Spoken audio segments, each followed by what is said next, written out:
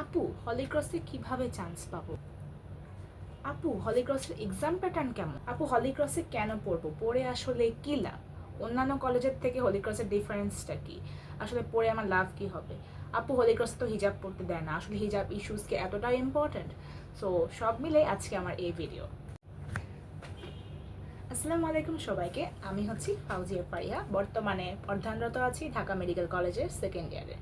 এবং এই কথাটা বলার উদ্দেশ্য হচ্ছে যে এই ভিডিওটা আমি কেন করছি, সেটা হচ্ছে যে আজকে আমি ভিডিওতে আলোচনা করব যে আসলে সামনে তোমাদের যারা হচ্ছে এসএসসি দিয়েছো বা এসএসসি তোমরা যারা বর্তমানে দিলা আর কি, রেজাল্ট তোমাদের পাবলিশ হয়ে গিয়েছে অলরেডি। তো তোমাদের হচ্ছে অনেকেরই স্বপ্নের কলেজ থাকে, মেয়েদের ক্ষেত্রে হলি ক্রস এবং ছেলেদের ক্ষেত্রে নটরডেম। তো হচ্ছে আসলে এটা নিয়ে তোমাদের আজকে অনেকে আমাকে ইনবক্সে আস্ক করো যে আপু, হলিক্রসের এক্সাম প্যাটার্ন কেমন, হলিক্রসে আসলে আমরা কেন পড়বো, বা হলিক্রসে আসলে পড়ার ফ্যাসিলিটিসটা কি।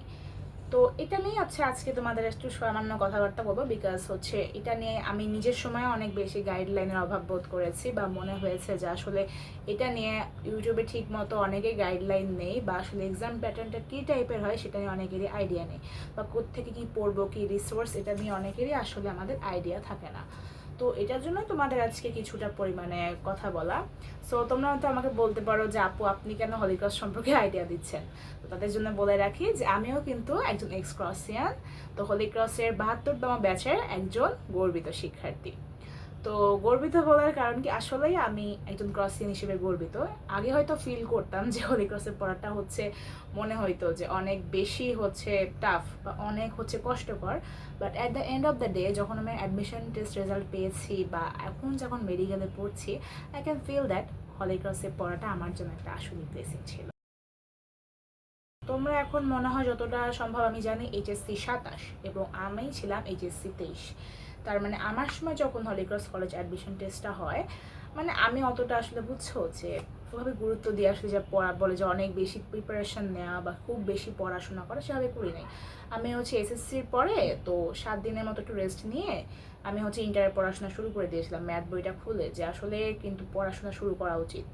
এসএসসির পরে বাচ্চাদের ৭ দিন ধরে রেস্টটা নিয়ে কিন্তু আসলে ইন্টারে পড়াশোনা শুরু করে দেওয়া উচিত। এটার ইম্পর্টেন্স নিয়ে আমি পরের ভিডিওতে আলোচনা করবো, if you guys are interested. তো তারপরে হচ্ছে তোমার হলিক্রস কলেজের হচ্ছে সার্কুলার আসে। তো সার্কুলারে দেখি যে আসলে, তো তখন আমার জাস্ট মাথায় মনে হয়েছিল যে এক্সামটা দিয়েই দেখি না, চান্স পাই আর না পেয়ে আগে দিয়ে দেখি। তো আমি আসলে সেভাবে যে কোচিং করা বা সেভাবে কোচিংয়ের জন্য আলাদা করে প্রিপারেশন নেওয়া, সেভাবে আমার কোনো কিছুই ছিল না।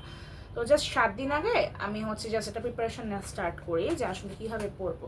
তো ফার্স্টে হচ্ছে আমার, যেহেতু আমার এসএসসিতে আমার যেটা ম্যাথস, ফিজিক্স, কেমিস্ট্রি এগুলোর হচ্ছে বেসিক নলেজ অনেক বেশি ভালো ছিল, তো সেগুলোর প্রতি আমি তত বেশি গুরুত্ব দিইনি। বিশেষ করে তখন আমি জাস্ট ইম্পর্টেন্স দিই সেই সাবজেক্টগুলোতে, বিশেষ করে বাংলা, ইংলিশ, যেগুলোতে আমাদের রেগুলার পড়া হয় না বা রেগুলার আমাদের টাইম দেওয়া হয় না, সেগুলোতে হচ্ছে আমি ইম্পর্টেন্স দিই, যে হচ্ছে এগুলোতে আমি এমফ্যাসিস দিব যে এই কয়দিন যে আসলে কীভাবে করা যায়। তো হচ্ছে বাংলার ক্ষেত্রে বাংলা গ্রামার বইটা আমার খুব ভালো মতো মুখস্থ ছিল, এখনও হচ্ছে বাংলা গ্রামার মোটামুটি আমি ভালোই পারি। তো সেই সময় আমাদের যে বাংলা ব্যাকরণ বইটা ছিল আমাদের সময়, মানে এইচএসসি ২৩ ব্যাচের যে বইটা, তো সেই বইটা আসলে একটা জেম বই। বিসিএস বলো বা যে কোনো চাকরির পরীক্ষা বলো, কম্পিটিটিভ এক্সামে বাংলা ব্যাকরণ বই, বিশেষ করে এসএসসির বইটা খুবই বেশি কাজে লাগে। এখন আমি বইটা কাউকে দিই নাই, এখন আমি রেখে দিয়েছি।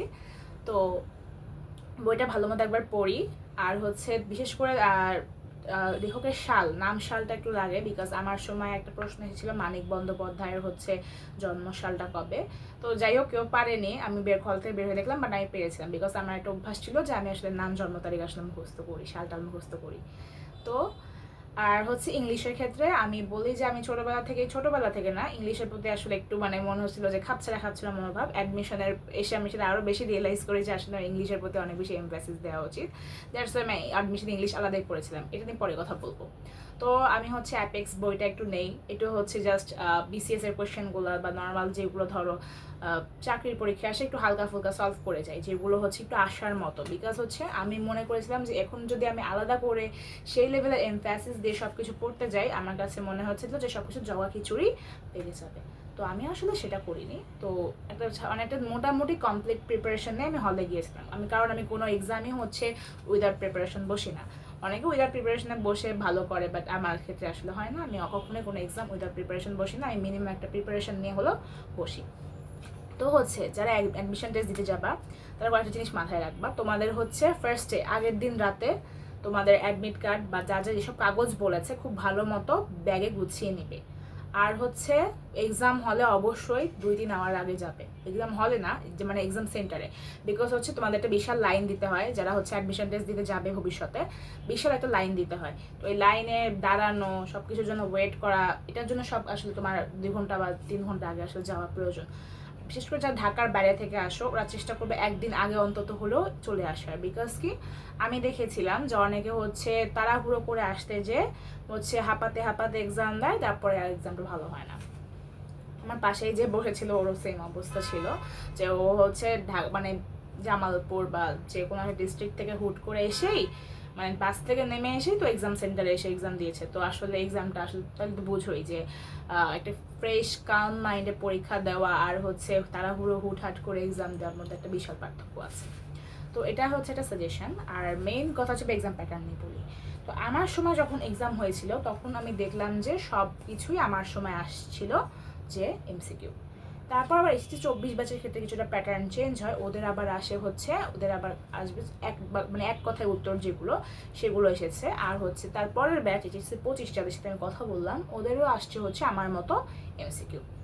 তো এখন আসলে জিনিসটা কি, আসলে কোশ্চেন প্যাটার্ন বা কি কোশ্চেন আসবে এটা আসলে কোনো কোচিং ডিটারমাইন করতে পারে না, বা কোনো কোচিংই তোমাকে বলতে পারবে না যে এক্সাক্ট এই টাইপের কোশ্চেনই আসে। ও আসলে ওরা যেরকম চায় সেরকম কোশ্চেনই ওরা করবে।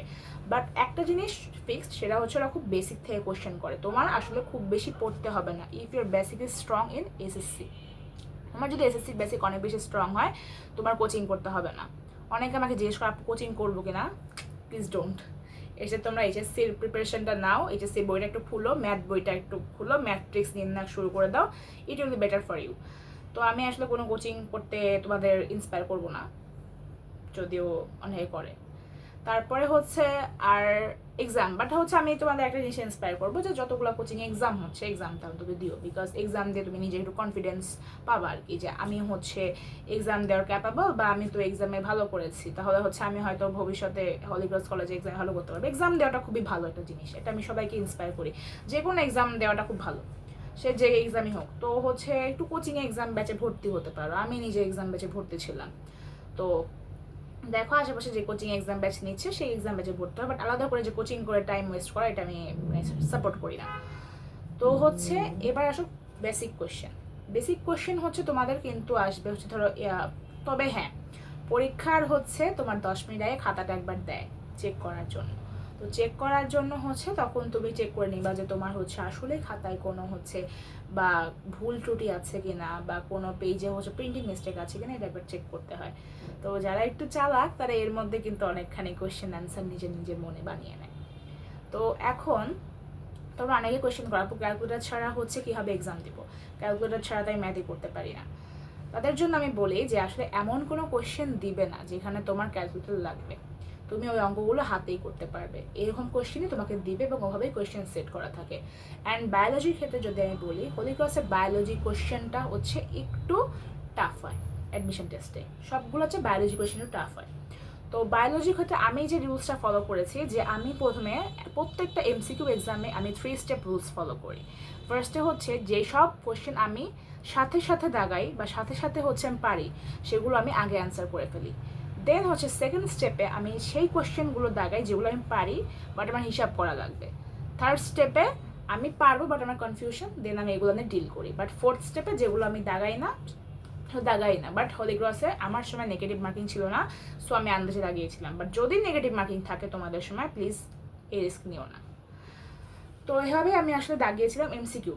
আর সিকিউ এর ক্ষেত্রেও যারা হচ্ছে সিকিউ না এক কথায় উত্তর, যেটা হচ্ছে 24 ব্যাচ যদি আমি বলি, 24 ব্যাচের ক্ষেত্রে এই রুলসটা ছিল, ওদের হচ্ছে সিকিউ ছিল, সিকিউ না এক কথায় উত্তর। তোরা এক কথা উত্তর হচ্ছে আলোচনা করতো, বা ছোটো ছোটো কোয়েশ্চেন, মানে পিচি পিচি কোয়েশ্চেন যেগুলো হচ্ছে খুব বেসিক জিনিস, মানে তোমার হচ্ছে এগুলোর জন্য আলাদা করে প্রিপারেশন নেওয়ার কোনো দরকার নেই। এখন আসো হলিক্রসে কেন পড়বো, আসলে বাচ্চারা আমি তোমাদের যেটা বলি সেটা হচ্ছে যে প্রত্যেকটা জায়গায় পড়াশোনার একটা পরিবেশ দরকার হয়, আই থিঙ্ক হলিক্রস সেটা প্রোভাইড করে। বিকজ তুমি না পড়ে এখানে আসলে থাকতে পারবে না, তোমাকে পড়তেই হবে। তুমি আসলে ফেল যে করবে তোমাকে হচ্ছে উঠতে দেবে না, তোমাকে রিটেস্ট দিতে হবে, রিটেস্ট দিতে হবে। যদি তাও ফেল করো আবার রিটেস্ট দিতে হবে। তাহলে বোঝো তোমাকে পাস করতেই হবে, তোমাকে পাস না করে তোমাকে অ্যাডমিট কার্ড দেওয়া হবে না। এটাই হচ্ছে একটা ইস্যুস। আমার সেকেন্ড অফ অল আসো যে তোমাদের আরও কিছু ইস্যুস যদি আমি আলোচনা করি, সেটা হচ্ছে তোমাদের বলবো যে হলি ক্রসের একটা খুবই ভালো জিনিস হচ্ছে টিচার। খুবই ভালো হচ্ছে একটা সাইড হচ্ছে এদের টিচার। মানে কিছু কিছু টিচার এমন আছেন যাদের ক্লাস করার জন্য হলেও তোমাদের হলি ক্রসে চান্স পাওয়া উচিত। অ্যান্ড ইভেন আমার অ্যাডমিশনের সময় টিচারদের কথা খুব মনে পড়তো। আমাদের সিস্টার পলিন ছিলেন, তো উনি একটা কথা বলতেন যে শুনি, জানি, বুঝি, পারি। তো এটা সবসময় মনে রাখতাম যে আমি আসলে পারবো না কেন, ওয়াই নট মি, সবাই যদি পারে আমি কেন পারবো না। সো এটা একটা ইন্সপায়ারিং কথা ছিল।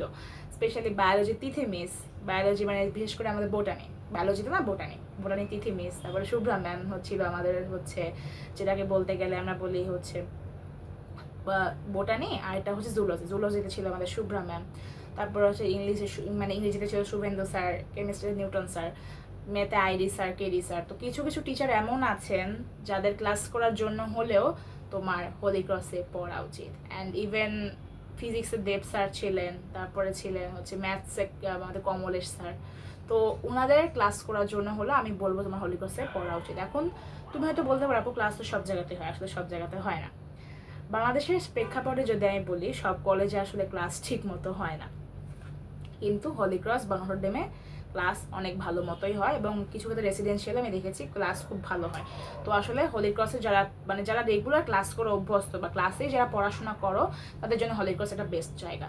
অনেকে আছে হয়তো ক্লাস করে না বা ক্লাস মিস দিয়ে হচ্ছে ধরো বাসায় পড়তে পছন্দ করে, বাট আমার ক্ষেত্রে এরকম ছিল না। আমার অলওয়েজ 100% অ্যাটেন্ডেন্স থাকে সব জায়গাতেই। তো আমি এবার ক্লাস মিস দেওয়ার পক্ষপাতী ছিলাম না। আমার বা কলেজ যেতে ভালো লাগতো, কখন আমি কলেজ মিস দিয়ে পরীক্ষায় ভালো করবো এরকম আসলে আমি এই টাইপের স্টুডেন্ট ছিলাম না। তো এই জন্য আমার কাছে হলি ক্রস একটা বেস্ট জায়গা ছিল। সেকেন্ড অফ অল, এবার আসো পরিবেশ। দেখবে তুমি আসলে যে লেভেলের স্টুডেন্ট, সেই লেভেলের স্টুডেন্ট যদি তুমি আশেপাশে পাও বা তুমি যদি সেই জায়গায় চান্স পাও, দেখবে যে তোমার আশেপাশে সবাই সেম, সবার মাইন্ডসেট সেম, সবাই একই রকম কথাবার্তা বলছে বা তোমাদের মাইন্ডসেট মিলে যাচ্ছে। বাট তুমি আসলে যে লেভেলের না, বা তুমি যে লেভেলের, সেই লেভেলের আরেক ধারে তুমি আসলে আসতে পারো না, বা সেই লেভেল থেকে ভুল জায়গায় তুমি চলে আসছো, তখন দেখবে যে তোমার আসলে মানিয়ে নিতে কষ্ট হচ্ছে। এটা আমি ফিল করেছি হলি ক্লাসে এক্সাম দিয়ে যখন চান্স পেয়েছি না, আশেপাশে সবাই একই রকম মাইন্ডসেট। তো ওদের সাথে হচ্ছে আমার মনোভাব বা খাপ খাওয়ানো অনেক বেশি ইজি হয়ে গিয়েছে। তো এটা ছিল আমার একটা মেইন পয়েন্ট যে হলি ক্রসে কেন আমি পড়তাম, কেন বেছে নিয়েছিলাম হলি ক্রসকে। তো আমি হচ্ছে অনেকে বলে যে গার্লস আর টক্সিক, মেয়েরা মেয়েদের সহ্য করতে পারে না, বাট হলি ক্রসে আমি এটা আসলে পাইনি। মেয়েরা আসলে মেয়েদের অনেক বেশি হেল্প করে, যদি মেয়েরা আসলেই ভালো হয়, যদি তুমি ভালো মেয়ে বন্ধু বানাতে পারো, ডেফিনেটলি ও তোমাকে অনেক বেশি হেল্প করবে এবং লাইফে চলতে সাহায্য করবে। ইভেন এমনও হয়েছে যে আমাদের হচ্ছে ধরো কেমিস্ট্রিতে ধরো আমাদের ল্যাব করতে হতো, আমাদের ধরো বিকাল 5টা পর্যন্ত ল্যাব থাকতো। তো একদিন হয়েছে কি আমি লবণ মেলাতে পারি নাই, তো এদিন আমি একদম কান্না করে দেওয়ার মতো অবস্থা। বাট স্টিল আমার যারা গ্রুপমেট ছিল ওরা হচ্ছে আমাকে অনেক বেশি কনসোল করে। তো তারপরে আমরা পরের দিন যে একসাথে 4জন মিলে 5টা লবণ মিলিয়েছি। তো আরেকটা জিনিস সেটা হচ্ছে যে, তারপর অনেকে বলো যে আপু অনেক বেশি ক্লামজি, অনেক ল্যাব, অনেক স্পোর্টস আছে। হ্যাঁ, হলি ক্রসে স্পোর্টস ম্যান্ডেটরি, ল্যাব ম্যান্ডেটরি। তো আমাদের হচ্ছে সেকেন্ড ইয়ারে বিকাল 5টা পর্যন্ত ল্যাব থাকে। সেকেন্ড ইয়ার না, হ্যাঁ সেকেন্ড ইয়ারই তো, না সরি ফার্স্ট ইয়ার বা সেকেন্ড ইয়ার যেখানেই বলো তোমাদের হচ্ছে ল্যাব থাকবে। হ্যাঁ ফার্স্ট ইয়ারেই ল্যাব থাকে লাস্টের দিকে। তো যখন ল্যাব থাকে তখন তোমাদের দেখবে যে বিকাল 5টা পর্যন্ত করতে হচ্ছে ল্যাব ওয়ার্ক। তো তখন মনে হবে করে কি লাভ, বাট অ্যাকচুয়ালি অনেক লাভ আছে, অনেক কিছু শিখবে ল্যাব করতেছে। আর হচ্ছে যে স্পোর্টস ডে, আমাদের সময় হচ্ছে 7 দিন ব্যাপী স্পোর্টস ডে ছিল। তো প্রিপারেশন নিয়েছিলাম আমরা ডিসপ্লের। And even I can remember যে এখন মনে হয় যে ওই 7 দিন আমার লাইফের one of the best days ছিল। এই 7 দিন হচ্ছে আমার লাইফের একদম বেস্ট ডেজ, যেটা বলতে গেলে একসাথে ডিসপ্লে প্রিপারেশন নেওয়া। বুঝছো, আমাদের ডিসপ্লে যে গ্রুপটা ছিল, ওই গ্রুপটা ছিল যে সবচেয়ে দুর্বল, যে আমরা আসলে নাচতে পারতেছিলাম না, যে আসলে কিছুতেই নাচ মেনটেন হচ্ছে না। বাট সব কিছু মিলিয়ে একদম জাস্ট আগের দিন নাচ তুলে আমার সিস্টারকে দেখিয়ে পরের দিন নেচেছিলাম। অ্যান্ড ইভেন আমরা আসলে কিন্তু প্রাইজও পেয়েছি। তাহলে বুঝো যে কতটা আসলে জিনিসটা ইফেক্ট করে। তো সব কিছু মিলিয়ে হলি ক্রস আমার কাছে একটা অনেক ইন্সপায়ারিং একটা জার্নি, অনেক ইন্সপায়ারিং একটা প্লেস। সব টিচার বলো, পরিবেশ বলো, এনভায়রনমেন্ট বলো, পড়াশোনা যা লাগে যা লাগে আর কি, এক্সাম, সব কিছুর ক্ষেত্রে আমি মনে করি বেস্ট। অ্যান্ড ইভেন এটা ধরা হয় যে একটা মজার কথা, সেটা হচ্ছে যে ধরা হয় যে হোলি ক্রসের স্টুডেন্টরা মেডিকেলের অর্ধেক সিটি দখল করে নেয়, এবং ইভেন এটা সত্যি। ও, আরেকটা মেন কথা তোমাদের বলতে ভুলে গিয়েছি, সেটা হচ্ছে ভাইবা। ভাইবা কিভাবে হয় আসলে? এখন আমাদের সময় ভাইবা ছিল না, 24 বছর ছিল না, 25 ব্যাচ থেকে মেবি ভাইবা শুরু হয়েছে। তো ভাইবা নিয়ে আসলে বেশি কিছু না, তোমার কিন্তু আসলে মেইন তোমার ইভ্যালুয়েশন কিন্তু তোমার রিটেন এক্সামেই হয়ে গেছে। ভাইবা জাস্ট একটা শো। কি শো করবে? তুমি কতটা মডেস্ট, তুমি কতটা ভদ্র, তুমি কতটা সোবার, তোমাকে এটা জাজ করার জন্যই ভাইবাতে ডাকা হয়। ভাইবার জন্য আলাদা করে প্রিপারেশন নেওয়ার কিছু নেই, ভাইবা নিয়ে আসলে এত চিন্তা করে ভাইবা নষ্ট করার প্রয়োজন নেই। ভাইবাই তোমাকে দেখাই হয় হচ্ছে তোমার স্ট্যাটাস, তোমার ভদ্রতা, তোমার সভ্যতাটা দেখার জন্য। তো ফার্স্টে মেয়েদের জন্য যেহেতু আমি তোমার ভাইবাতে যাচ্ছ, অবশ্যই একটা ফর্মাল ড্রেস আপ, মানে হচ্ছে সালোয়ার কামিজ যেটাকে বলি আমরা, সেটা পরে যাবা, বা যেটা একটা ভালো একটা মানে সোবার ড্রেস যেটা বলতে গেলে পরে যাবা। পায়ের জুতার দিকে অবশ্যই ঠিক রাখবে, পায়ের আর চুল খুব ভালো মতো ক্লিপ মেরে যাবে, বুঝছো? সামনের দিকে চুল অনেকে হচ্ছে তোমরা মানে বের করে দাও বা লেয়ার বের করে রাখো, এটা আসলে আমাদের সিস্টার বা টিচার এরা কেউ পছন্দ করেন না। ভালো করে চুলে ক্লিপ দিয়ে যাবা, চুলটা অনেক পরিপাটি, মানে পরিপাটি হয়ে যাওয়া যাকে বলে সেভাবে যাবে আর কি। মানে বুঝোই তো, first impression is the last impression. অনেকে অ্যান্ড ইভেন এটা সত্যি, বুঝতে পেরেছো? তো এভাবেই তোমাদের আসলে ভাইবাটা হয়। ভাইবা নিয়ে আসলে তেমন কোনো প্যানিক করার কিছু আমি দেখি না। তোমাদের মেইন ইভ্যালুয়েশন কিন্তু হয় হচ্ছে তোমার মেইন তোমাদের রিটেন এক্সাম। ভাইবাতে তুমি দু একটা কোশ্চেন করবে, তুমি পারলে ভালো, না পারলে আসলে আমার কাছে মনে হয় না খুব একটা প্রবলেম হবে। বাট তোমার বাদই দেয় হচ্ছে তুমি যদি বেয়াদবি করো, বা হচ্ছে ধরো অনেক রিজনই আছে বাদ দেওয়ার, বুঝতে পেরেছো? অনেকে আবার আমাকে জিজ্ঞেস করে, আপু হোলি ক্রসে তো আসলে হিজাব পড়তে দেয় না, তো আমার কি আসলে হোলি ক্রসে ভর্তি হওয়া উচিত? আমি কি আসলে পর্দা মেনটেন করতে পারবো? আসলে আমি এটা আসলে একটু কন্ট্রোভার্সিয়াল জিনিস, বাট আমি তো দেখেছি আমার অনেক পরহেজগারী বান্ধবী, বিশেষ করে যারা হিজাব পরতো বা বোরখা পরতো, ওরা ঠিকভাবে মেনটেন করে কিন্তু আসলে হোলি ক্রসে পড়েছে, অ্যান্ড ইভেন ওরা ভালো ভালো জায়গাতে বর্তমানে আছে। তো আসলে হিজাব ইস্যুটা একটু মানে বলা হয়েছে যে আসলে হিজাব পরা মানে উচিত, মানে ওদের বলা মানে আমাদের বলা হয় যে হিজাব পরা আসলে যাবে না, কিন্তু আসলে হিজাবটা আসলে সবাই পরে, তো মেনটেন করে, এটা নিয়ে সিস্টাররা অতটা বেশি হচ্ছে ঝামেলা করেন না আমার জানা মতো। আমি তো দেখিনি খুব একটা ঝামেলা করতে, জাস্ট মাঝে মাঝে একটু বকা দিয়ে যায় যে হচ্ছে হিজাবটা খুলো, এই সেই হ্যান। এটার পিছনে একটা রিজনও আছে, সেটা হচ্ছে যে একবার মনে হয় কানের মধ্যে হেডফোন দিয়ে গিয়েছিল কোনো একজন, তো তারপরে হচ্ছে হিজাবটা খুলে দেখা যায় যে কানে হেডফোন ছিল বা কানে ইয়ারফোন ছিল, তো তারপর থেকে হিজাবটা আসলে মোটামুটি ব্যান করা হয়, এটা শোনা কথা। বাট যাই হোক, প্রত্যেকটা ইনস্টিটিউশনের কিছু রুলস আছে। তো তোমার যদি মনে হয় তুমি খুব একটা বেশি মানে এটা মেনটেন করতে পারবে না, তবে তোমার তোমার ইচ্ছা। বাট আমি তো দেখেছি আমার আশেপাশে অনেকেই হচ্ছে বোরখা পরতো, হিজাব পরতো, তো ওরা আসলে সেভাবেই মেনটেন করে চলতো আর কি।